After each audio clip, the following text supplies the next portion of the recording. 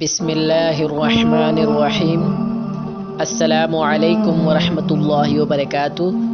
آج کا میرا ٹاپک ہے سلطان محمود غزنوی کا واقعہ۔ اپنے ٹاپک کو شروع کرنے سے پہلے آپ سب دوستوں سے گزارش ہے کہ جن دوستوں نے میرے چینل کو سبسکرائب نہیں کیا وہ سبسکرائب کریں اور بیل آئیکن کو کلک کریں، میری ویڈیو کو لائک کر دیا کریں اور اچھے کمنٹس کر دیا کریں۔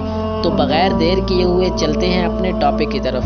حضرت ابو الحسن خرقانی رحمۃ اللہ علیہ کے کشف و کرامات کا تذکرہ جب سلطان محمود غزنوی نے سنا تو سلطان کو آپ کی زیارت و ملاقات کا شوق پیدا ہوا اور کئی دفعہ آپ کو غزنی آنے کی دعوت دی، لیکن حضرت نے قبول نہ فرمائی۔ آخر سلطان محمود غزنی سے روانہ ہو کر خرقان پہنچا اور شہر کے باہر شاہی خیمہ کاٹ دیا اور ایک قاصد حضرت کی خدمت میں روانہ کر کے اس کے ہاتھ کہلا بھیجا کہ بادشاہ وقت آپ کی زیارت کے لیے غزنی سے آپ کے وطن خرقان آیا ہے، آپ ذرا قدم فرما کر بادشاہ کے خیمے تک اگر تشریف لے چلیں تو بڑی مہربانی ہوگی۔ اور ساتھ ہی قاصد کو سمجھا دیا کہ اگر شیخ یہاں آنے سے معذوری کا اظہار کریں تو انہیں یہ آیت سنا دینا، اطیعوا اللہ و اطیعوا الرسول و اولی الامر منکم، یعنی اطاعت کرو اللہ اور اس کے رسول کی اور اولی الامر یعنی بادشاہ وقت کی۔ جس وقت قاصد شیخ کی خدمت میں حاضر ہوا اور بادشاہ کا فرمان سنایا تو شیخ نے بادشاہ کے خیمے تک جانے سے معذوری ظاہر کی، تو اس پر قاصد نے آیت مذکورہ پڑھ کر کہا کہ اس آیت کی روح سے بادشاہ کی اطاعت آپ پر فرض ہے۔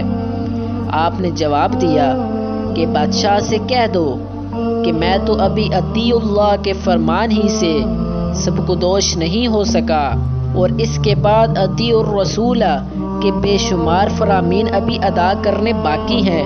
خدا جانے اولی الامر کی اطاعت کی باری زندگی میں پیش آئے گی یا نہیں، ابھی تو اطیع اللہ سے ہی لمحہ پر فرصت نہیں۔ قاصد نے جب سلطان کے پاس حضرت کی طرف سے یہ معقول جواب دیا تو سلطان نے کہا کہ حضرت نے ہمیں لاجواب کر دیا، اب ہمیں حضرت کے حضور خود چلنا چاہیے۔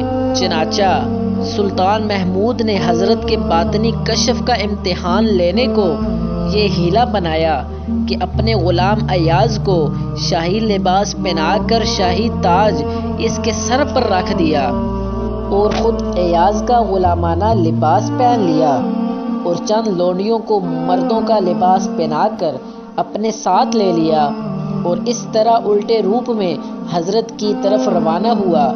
چنانچہ جب یہ قافلہ حضرت کی بارگاہ میں حاضر ہوا تو حضرت نے ایاز کے شاہانہ لباس کی طرف توجہ نہ فرمائی، بلکہ سلطان کو جو اس وقت ایک غلام کے لباس میں پیچھے کھڑے جھانک رہا تھا مخاطب ہو کر فرمایا کہ ان نامحرم عورتوں کو باہر نکال دو۔